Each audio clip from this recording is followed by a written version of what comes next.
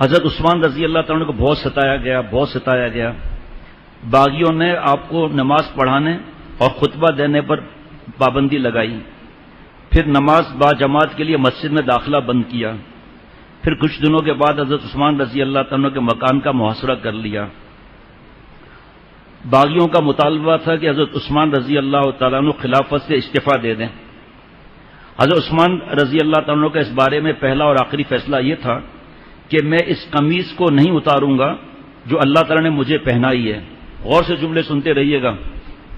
دراصل آپ صلی اللہ علیہ وسلم نے تاکیدی وصیت کی تھی کہ اے عثمان، اللہ کی طرف سے خلافت کی ذمہ داری ملے تو اسے دستبردار نہ ہونا.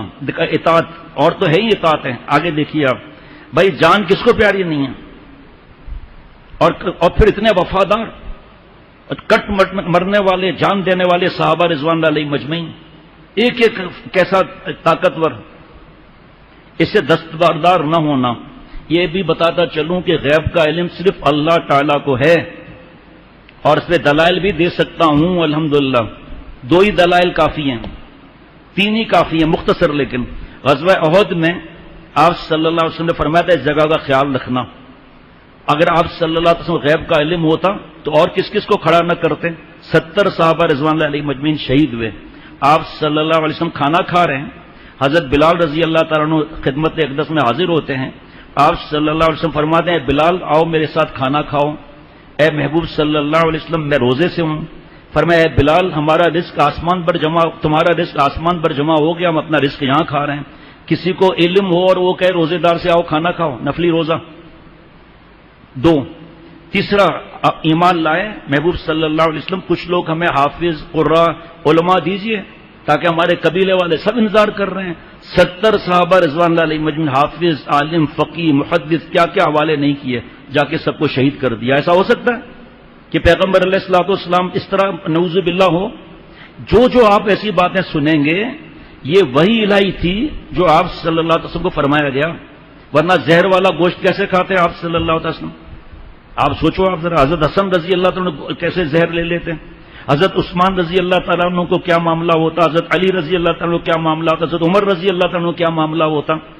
آج نعوذ باللہ جعلی لوگ کو بھی غیب کا علم ہو رہا ہے، اللہ معاف فرمائے. ایمان زلزلہ طاری ہو رہا ہے، اس کا فکر نہیں کہ ایمان بھی جا رہا ہے. بہرحال آج صلی اللہ علیہ وسلم فرمایا کہ اے عثمان، اگر اللہ تمہیں کسی دن یہ منصب عطا کرے، پھر منافقین چاہیں کہ اللہ نے تمہیں جو کرتا پہنا ہے اسے اتار دے تو تم مت اتارنا.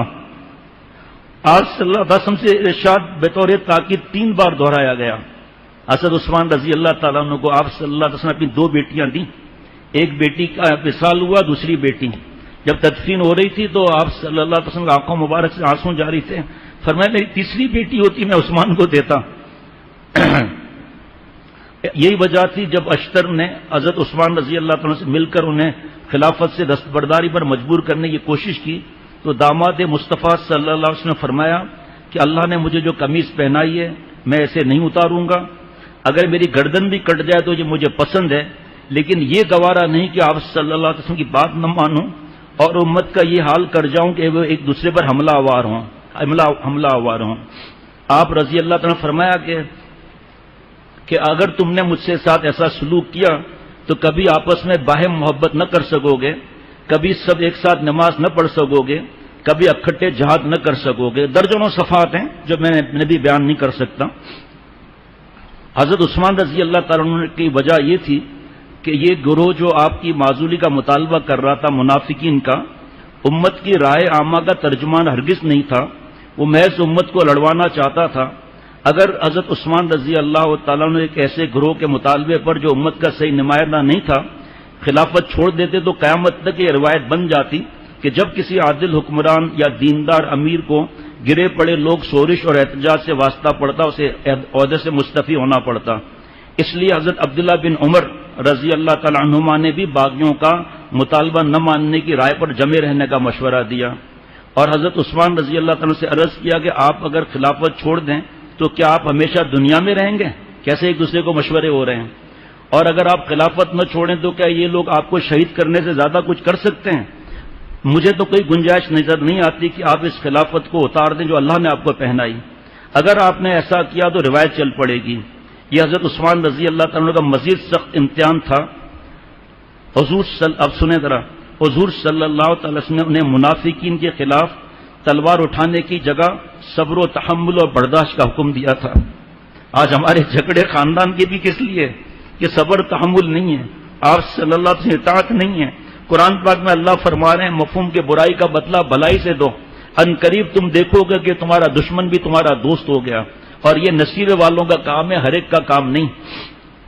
جب لوگوں نے باغیوں کے خلاف مسلح کارروائی کی اجازت طلب کی تو آپ نے فرمایا کہ رسول اللہ صلی اللہ علیہ وسلم نے مجھ سے ایک وعدہ لے رکھا ہے، مجھ سے ایک وعدہ لے رکھا ہے۔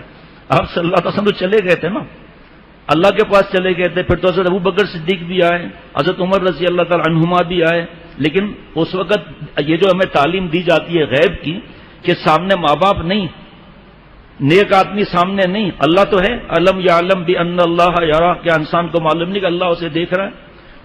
ہاں جی، وہو معکم اینما کنتم، تو جہاں بھی ہے میں تیرے ساتھ ہوں۔ تو اللہ ساتھ ہے، ہم لوگ گندی فلمیں دیکھیں یا کوئی بھی فلم دیکھیں، ترکی والے ڈرامے پر زبردستی کرتے رہیں کہ نہیں نہیں یہ وجہ ہے، بھئی یہ فتویٰ ہے، چھوڑو یار اس طرح حرکتیں کریں، اللہ کو یہ جواب دے سکتے ہیں؟ نعوذ باللہ۔ یہ حرام شوق سے کس طرح بچنا ہے، اس کو اصلاح کہتے ہیں۔ مجھ سے ایک وعدہ لے رکھا ہے، اس لیے میں اپنی جان کو اس پر کاربند رکھتے ہوئے صبر کروں گا۔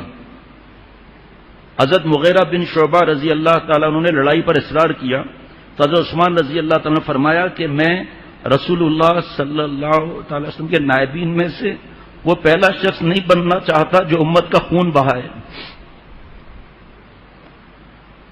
صحابہ رضوان اللہ علیہ مجمعین، حضرت عبداللہ بن زبیر، کعب بن مالک، حضرت زید بن ثابت رضی اللہ عنہم جیسے حضرات نے پیشکش کی کہ اجازت ہو تو دشمن کو مار بھگائیں، فرمایا نہیں، مدینہ شریف میں اس کی اجازت نہیں ہے، مجھے اس کی بالکل ضرورت نہیں ہے۔ اور مدینہ شریف میں وہ بھی آپ صلی اللہ علیہ وسلم شہر کو خون کے اندر نہانا نہیں چاہتے تھے۔ آپ صلی اللہ علیہ وسلم کا یہ ارشاد سب کو یاد دلایا کہ مدینہ سرزمین محترم ہے، نہ اس کا درخت کاٹا جائے، نہ اس میں کسی شرانگیزی کا ارتکاب کیا جائے، جو اس میں شرانگیزی کرے گا اس پر اللہ کی تمام فرشتوں کے سب انسانوں کی لعنت۔ جی، اور ایک شاید حدیث پاک آگے آئے گی ورنہ میں بتا دوں گا۔ گرمی شدید ہوئی تو منافقین نے محاصرے کی سختی بھی بڑھا دی۔ حضرت عثمان رضی اللہ تعالیٰ نے گھر اشیاء خوردنوش اور پانی لے جانے پر بھی پابندی لگا دی۔ پہلے پہل حضرت علی رضی اللہ تعالیٰ عنہ کچھ نہ کچھ ضروریات کا سامان پہنچا دیتے تھے، مگر پھر منافقوں نے انہیں بھی روک دیا۔ چنانچہ حضرت عثمان رضی اللہ تعالیٰ کے گھر سے کھانے پینے کا ذخیرہ ختم ہونے لگا۔ حضرت علی رضی اللہ تعالیٰ کو معلوم ہوا تو باغیوں سے کہا، تمہاری یہ حرکت مسلمانوں جیسی ہے نہ کافروں جیسی؟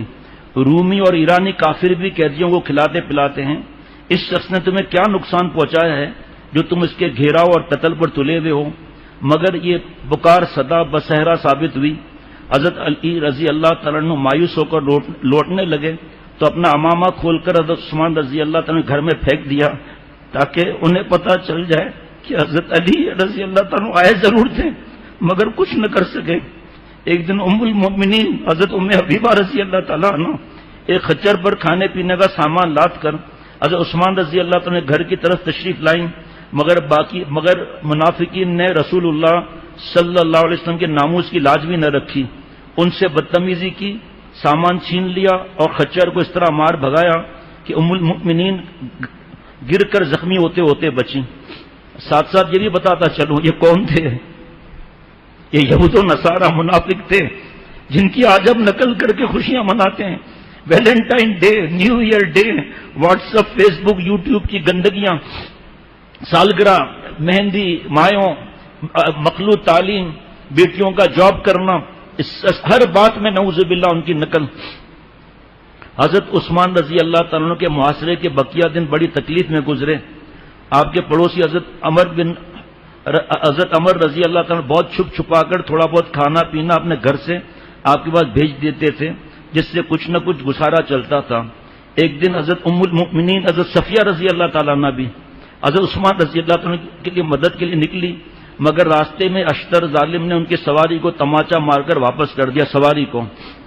ایک دن اشتر نخعی نے حضرت عائشہ صدیقہ رضی اللہ تعالی عنہ سے حضرت عثمان رضی اللہ تعالیٰ عنہ کے شہید کرنے کے بارے میں رائے معلوم کی تو بہت ناراض ہوئی۔ معاذ اللہ، میں مسلمانوں کو خون بہانے اور ان کے خلیفہ کو قتل کرنے اور حرام کو حلال کرنے کی اجازت کیسے دے سکتی ہوں؟ حج کے ایام آ گئے۔ اس حالت میں حضرت عثمان رضی اللہ تعالیٰ نے فرمایا، دیکھو کچھ بھی ہو جائے حج کو مؤخر نہ کرنا، جو بھی میرے سے ہو جائے حج کی تیاری رکھنا۔ مدینے کے نواح میں بنو عمر بن عوف کا ایک بڑا قبیلہ تھا جو حضرت زبیر رضی اللہ تعالیٰ عنہ کی قیادت میں حضرت عثمان رضی اللہ تعالیٰ عنہ کے دفاع کے لیے اپنی خدمات پیش کرنے کے لیے تیار تھا، اور پیغام بھیجا کہ میں آپ کا تابع دار ہوں حضرت زبیر رضی اللہ تعالیٰ عنہ، آپ چاہیں تو آپ کے گھر آپ کے پاس ساتھ رہوں اور ذاتی حیثیت میں ساتھ دوں۔ فرمایا تو میں ابھی میں جہاں ہوں وہیں ٹھہرا رہوں، بنو عمر بن عوف کے لوگ مشورہ کر چکے ہیں، یہاں میرے پاس جمع ہوں گے، میں جو کہوں گا وہ کریں گے۔ حضرت عثمان رضی اللہ تعالیٰ نے منع فرما دیا۔ حضرت عثمان رضی اللہ تعالیٰ عنہ نے اس دوران پوری ہمدردی کے ساتھ کوشش کی۔ اب یہ سننا بڑا خاص بات ہے، یہ جملے میں اس میں جو غلط فہمی کا شکار تھے منافق، لیکن منافق تو منافق ہوتا ہے نا بھائی، بغاوت میں شریک ہیں وہ توبہ طائب کر لیں۔ آپ رضی اللہ تعالیٰ عنہ مکان کے بالا خانے پر کھڑے ہو کر ان سے خطاب کیا، جس میں فرمایا، میں تمہیں قسم دے کر پوچھتا ہوں، کیا تمہیں یہ معلوم نہیں کہ میں نے یہ روما کا کنواں خرید کر مسلمانوں کے لیے وقف کیا؟ سب نے کہا جی ہاں۔ آپ نے فرمایا، اس کے باوجود تم نے اس کا پانی مجھ پر کیوں بند رکھا ہے؟ پھر فرمایا، تمہیں قسم دے کر پوچھتا ہوں، کیا تمہیں معلوم نہیں میں نے آس پاس کی زمین خرید کر مسجد نبوی کی توسیع کرائی؟ بتاؤ میرے علاوہ کسی اور کو جانتے ہو جسے اس سے پہلے مسجد میں نماز سے روک دیا گیا ہو؟ یہ باتیں ایسی لرزہ دینے والی تھیں کہ بہت سے منافقین کہنے لگے کہ ہمیں امیر المؤمنین پر دست درازی نہیں کرنی چاہیے، انہیں موقع دینا چاہیے۔ خلیفہ ثالث نے حق اور باطل کو دو اور دو چار کی طرح واضح کرتے ہوئے مزید فرمایا، تم سب کو قسم دے کر پوچھتا ہوں، کیا تم نہیں جانتے کہ ایک بار رسول اللہ صلی اللہ علیہ وسلم حرا پہاڑ پر تشریف فرما تھے، اچانک پہاڑ لرزنے لگا تو رسول اللہ صلی اللہ علیہ وسلم نے ٹھوکر مار کر فرمایا، ٹھہر جا، تیرے اوپر نبی، صدیق اور شہید کے سوا کوئی نہیں۔ اس دن میں آپ صلی اللہ علیہ وسلم کے ساتھ ہی تھا۔ یہ حدیث یاد دلا کر داماد رسول نے منافقوں پر واضح کر دیا کہ اگر وہ قتل ہوئے تو شہید ہوں گے، جس کا مطلب یہ تھا کہ قتل کرنے والے اہل باطل اور ظالم ہوں گے۔ پھر آپ نے فرمایا، میں تمہیں قسم دے کر پوچھتا ہوں، کیا تم نہیں جانتے کہ رسول اللہ صلی اللہ علیہ وسلم نے بیعت رضوان کے دن جبکہ وہ مجھے مشرکین کے پاس مکہ بھیج چکے تھے، اپنے ہاتھ کے بارے میں فرمایا کہ عثمان کا ہاتھ ہے؟ فرمایا، میں تمہیں قسم دے کر پوچھتا ہوں کہ رسول اللہ صلی اللہ علیہ وسلم نے غزوہ تبوک کی تنگ دستی کے وقت فرمایا تھا، کون ہے جو اللہ کے راستے میں مقبول خیرات کرے؟ تو عثمان نے آدھے لشکر کا ساز و سامان مہیا کیا تھا۔ آپ رضی اللہ عنہ ہر بات قسم دے کر پوچھتے رہے اور منافق بھی ہاں ہاں کرتے رہے۔ آپ نے ایک موقع پر فرمایا، تم مجھے کس جرم میں قتل کرو گے؟ میں نے رسول اللہ صلی اللہ علیہ وسلم سے سنا ہے کہ مسلمان کا قتل صرف 3 صورتوں میں جائز ہے، جب وہ شادی شدہ ہوتے ہوئے بدکاری کا مرتکب ہو، یہ حکومت کا کام ہے، یا وہ کسی کو ناحق قتل کرے یا مرتد ہو جائے۔ اللہ کی قسم، میں نے تو زمانہ جاہلیت میں کبھی بدکاری نہیں کی، نہ اسلام میں نے کسی کو قتل بھی نہیں کیا کہ مجھ سے قصاص لیا جائے۔ جب سے اسلام قبول کیا کبھی دین سے نہیں ہٹا۔ میں گواہی دیتا ہوں کہ اللہ کے سوا کوئی معبود نہیں اور محمد صلی اللہ علیہ وسلم کے بندے اور رسول ہیں۔ پھر یہ لوگ مجھے کیوں قتل پر آمادہ ہیں؟ آپ کو یاد ہے اس سے پہلے حضرت عمر رضی اللہ عنہ کا واقعہ سنایا تھا، تو آج تک ای میل آتے ہیں کہ جب گناہ کا تقاضا ہوتا ہے، جب بے پردگی کا تقاضا ہوتا ہے، جب شرعی پردہ چھوڑنا چاہتی ہوں، یہ باتیں دل کو ہلا دیتی ہیں۔ یہ باتیں بھی اسی لیے ہیں کہ آج میں اور ہم سچی توبہ کر کے یہاں سے اٹھیں۔ اتنے لوگوں نے سمجھایا لیکن پھر بھی منافقین نہ مانگے۔ ان بدماشوں نے یہ طے کیا کہ مکان پر اچانک دھاوا بول کر حضرت عثمان رضی اللہ عنہ کو شہید کیا جائے۔ حضرت عثمان رضی اللہ تعالیٰ عنہ نے آخری ایام میں ایک دن بالا خانے سے جھانک کر منافقین سے، باغیوں سے آخری بار خطاب کیا، جس میں فرمایا کہ اللہ کی قسم، اگر تم نے مجھے قتل کیا پھر کبھی اکٹھے نماز نہیں پڑھ سکو گے، کبھی مل کر دشمن سے جہاد نہیں کر پاؤ گے، تم اختلافات کی انتہا کی وجہ سے یوں گتھم گتھا ہو جاؤ گے، یہ کہہ کر آپ نے انگلیوں میں انگلیاں ڈال کر دکھائی اس طرح کر کے۔ آخری خطبے میں لوگوں سے کہا، مدینے والوں، تمہیں اللہ کے سپرد کرتا ہوں اور دعا کرتا ہوں کہ اللہ تمہیں میرے بعد اچھی حکومت عطا فرمائے۔ اور آخری ایام میں حضرت عثمان رضی اللہ تعالیٰ عنہ فرماتے تھے، خلافت کا حضرت علی رضی اللہ تعالیٰ عنہ کو ملنا مجھے کسی اور کے خلیفہ بننے سے زیادہ پسند ہے۔ ایک دن حضرت عثمان رضی اللہ تعالیٰ عنہ نے اسامہ بن زید رضی اللہ تعالیٰ عنہ کے وساطت سے صحابہ رضوان اللہ علیہ مجمعین کو پیغام بھیجا، میرے نزدیک تم میں سے سب سے امانت دار اور بہتر وہ ہے جو اپنا ہاتھ روکے رکھے، مگر میرے گھر میں جمع کچھ لوگ اپنی جان نچھاور کرنا چاہتے ہیں، مجھے ان کا خون بہانا گوارا نہیں، مدینہ شریف میں ایسا کام نہیں کر سکتا۔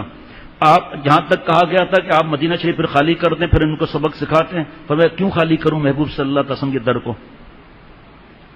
ایمان دیکھتے جائیے گا، جگہ جگہ آپ نے محسوس کیا ہوگا، مجھے ان کا خون بہانا گوارا نہیں۔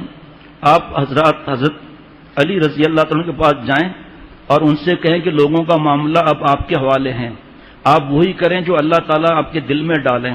پھر حضرت زبیر اور حضرت طلحہ رضی اللہ عنہما کے پاس جائیں، انہیں بھی یہ بات بتائیں۔ حضرت اسامہ بن زید رضی اللہ تعالیٰ عنہ اور دیگر صحابہ نے حضرت عثمان رضی اللہ تعالیٰ عنہ کی اس رائے کو پسند کیا اور حضرت علی رضی اللہ تعالیٰ عنہ سے ملنے گئے، مگر ان کے گھر باہر ایک ہجوم تھا اور منافق کسی کو جانے نہیں دے رہے تھے، اس لیے ملاقات نہ ہو سکی۔ پھر یہ حضرات حضرت زبیر رضی اللہ عنہ کے پاس گئے، انہیں رائے سن کر کہا، امیر المومنین نے انصاف کی بات کی ہے۔ اب یہ بات حضرت طلحہ رضی اللہ عنہ کے پاس گئے، وہ حضرت عثمان رضی اللہ عنہ کا یہ پیغام سن کر زارو قطار رونے لگے۔ 18 ذوالحجہ کو حضرت عثمان رضی اللہ عنہ کو روزہ تھا، اس دن آپ نے 20 غلام آزاد کیے، اس شرط پر کہ میری وجہ سے لڑو گے نہیں۔ عادت کے خلاف پاجامہ منگوا کر زیبتن کیا کہ کہیں حملے کے زد میں آتے ہوئے سطر نہ کھل جائے، پھر تلاوت میں مصروف ہو گئے۔ اب اس سطر پر بیان کروں تاکہ رات کے 10 بج جائے، چست لباس پر بیان کروں، چڈیوں والوں پر بیان کروں جو ناف سے لے کر گھٹنے تک چھپانا مرد کا سطر ہے، فرض ہے یہ حصہ، میں اس پر بیان کروں کہ بیٹیاں ہماری چڈیوں والے گیم اور کرکٹ جو بھی چیزیں جو ٹیلی ویژنوں پر دیکھتی ہیں، جس سطر دیکھنا بھی جائز نہیں، میں اس پر بیان کروں کہ کرکٹ کے لیے کیا فتویٰ ہے، اسٹیڈیم میں دیکھنے کے لیے کیا ہے، ٹیلی ویژن پر دیکھنے کے لیے کیا ہے، یہ میں بیان کروں اس وقت؟ پھر آپ کہیں گے آگے کیسے ہوگا یہ معاملہ، وقت تو کم ہے۔ اتنا فکر کیا اس وقت بھی، سطر کی فکر۔ اور یہاں باپ اور بیٹا گرمی کی وجہ سے سوئمنگ کاسٹیوم پہن کر گھر میں گھوم رہے ہیں، اور بیٹی خط میں لکھ رہی ہے کہ ہمارے لیے خودکشی کی اجازت ہے۔ دوزخ سے کم ہے یہاں کی گرمی، جو ننگے گھومتے ہیں گھروں میں۔ آپ غور سے سنیے گا ذرا۔ گزشتہ رات حضرت عثمان رضی اللہ تعالیٰ عنہ کے خواب میں رسول صلی اللہ علیہ وسلم کی زیارت ہوئی۔ آپ صلی اللہ علیہ وسلم فرما رہے تھے، عثمان افطار ہمارے ساتھ کرنا۔ اس وقت مکان کے دروازے پر صحابہ رضوان علیہ مجمعین اور تابعین رحمۃ اللہ علیہ مجمعین کا ایک مجمع داماد رسول کی حفاظت کے لیے کفن پہنے موجود تھا، جن میں حضرت ابو ہریرہ، حضرت حسن، حضرت حسین، حضرت عبداللہ بن زبیر، حضرت سعید بن العاص رضی اللہ عنہم اور محمد بن طلحہ اور مروان بن حکم جیسے جری افراد شامل تھے۔ حضرت عبداللہ بن عمر رضی اللہ تعالیٰ عنہما دوہری زرہ پہنے ہوئے تھے۔ باغیوں نے حضرت عثمان رضی اللہ عنہ شہید کرنے کا فیصلہ کیا ہوا تھا، انہوں نے گھر کے دروازے پر دھاوا بولا تو ان حضرات نے بھرپور دفاع کیا، اس طرح دست بدست لڑائی شروع ہو گئی۔ حضرت طلحہ رضی اللہ تعالیٰ عنہ بھی اس وقت زرہ پہنے امیر المؤمنین کے دفاع کے لیے عام پہنچے اور تیر چلانے لگے، مگر اس دوران آپ صلی اللہ علیہ وسلم کا پنڈلی مبارک تھوڑی کھلی ہوئی تھی اور حضرت ابو بکر اور حضرت عمر رضی اللہ تعالیٰ عنہ موجود تھے۔ حضرت عثمان رضی اللہ تعالیٰ عنہ آ گئے تو آپ صلی اللہ علیہ وسلم نے نیچے کر لیا، اتنا بھی حصہ کہ نبی صلی اللہ علیہ وسلم وجہ فرمایا عثمان کو اللہ نے اتنی حیا دی ہے، وہ مجھ سے پھر بات سے ہی نہیں کر سکیں گے، ایسا معاملہ۔ اے اللہ، آپ نے جو حضرت ابو بکر صدیق رضی اللہ تعالیٰ کو صدیقیت کا نوازا، اس کے ذرہ ہمیں عطا فرما۔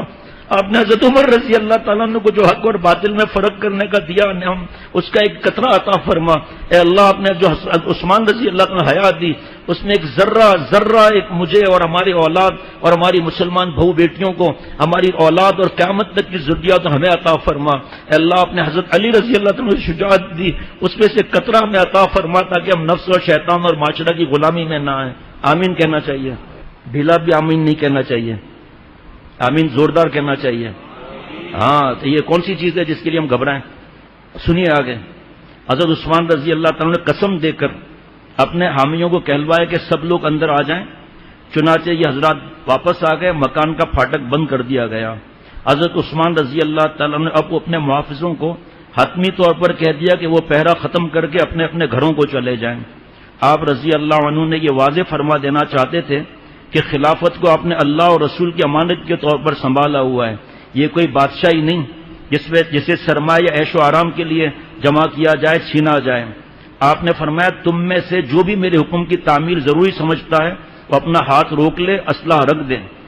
حکم کی تعمیل میں سب چلے گئے مگر حضرت حسن حضرت حسین رضی اللہ تعالیٰ عنہما نہیں اٹھے. آپ نے قرآن منگوایا اور پڑھنے لگے.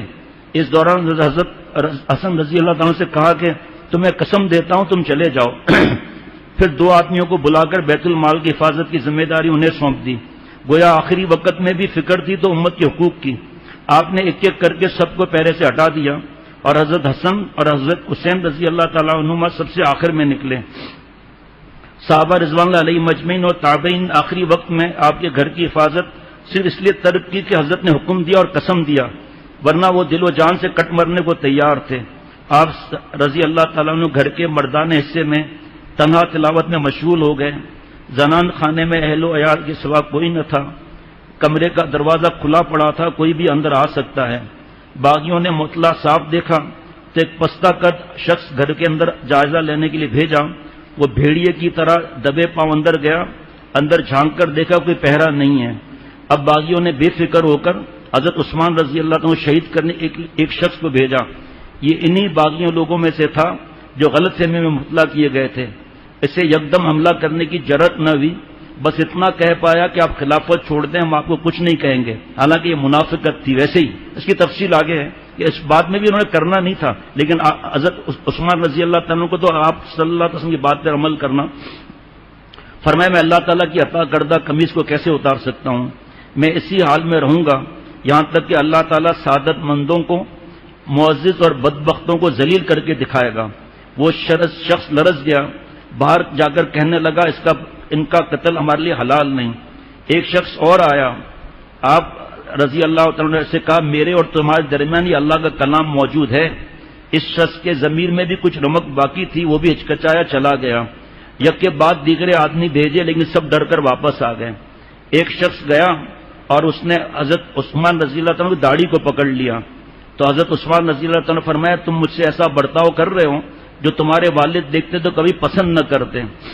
میں نے کون سا جرم کیا ہے سوائے یہ کہ حق لے کر حقدار کو دیا ہے. فرمایا تم میرے قاتل نہیں ہو سکتے. وہ بھی کام کر باہر چلے گئے اور روتے ہوئے ندامت سے کپڑا چہرے پر ڈالے ہوئے نکل گئے. اور بہت منافقین کو سمجھایا لیکن مان ہی نہیں رہے تھے. غرض حضرت عثمان رضی اللہ تعالیٰ کی حکمت عملی کے باعث نادانی کے سبب اس تحریک کا حصہ بن جانے والے بہت سے لوگ دست درازی سے باز آ گئے اور توبہ طائب ہوتے ہوئے دکھائی دیے. تب سازش کے مرکزی کردار اور بدبخت ترین افراد نے بلا تاخیر اپنے گناہوں نے عزام کو خود پایا تکمیل تک پہنچانے کا فیصلہ کیا. حضرت امیر المومنین کے گھر مردانہ حصے میں اللہ تعالیٰ سے لو لگائے ہوئے امیر المومنین قرآن پاک کی تلاوت رکھے ہوئے اپنے جان سے بالکل بے نیاز سورہ بقرہ کی تلاوت میں مشغول تھے. باغیوں میں سے ایک شخص رومان نے لوہے کی بھاری لاٹھی دے ماری. عبد الرحمن بن غافقی نے بھی آئینی ہتھیار سے ضرب لگائی. پھر ایک شخص جو الموت الاسود کہلاتا تھا, کالا سخت ظالم, آگے بڑھا اور پورے طاقت سے حضرت عثمان رضی اللہ تعالیٰ گلا گھونٹ دیا. آپ تڑپنے لگے. ادھر اس نے تلوار نیام سے نکالی, آپ پر وار کیا. خون کے چھینٹے قرآن مجید پر پڑے اور آیت فَسَيَكْفِيكَهُمُ اللَّهُ سرخ ہو گئی. ایک بدبخت نے نیزے کا وار کیا. آپ رضی اللہ تعالیٰ کے زبان مبارک سے نکلا بسم اللہ توکلت علی اللہ ساتھ ہی خون کی دھار ابل پڑی۔ زنان حصے میں جب اس ہنگامے کی آوازیں پہنچیں تو اہلیہ محترمہ حضرت نائلہ اور آپ کی بیٹیاں آپ کو بچانے کے لیے چیخو پکار کرتے ہوئے دوڑ کر آئیں۔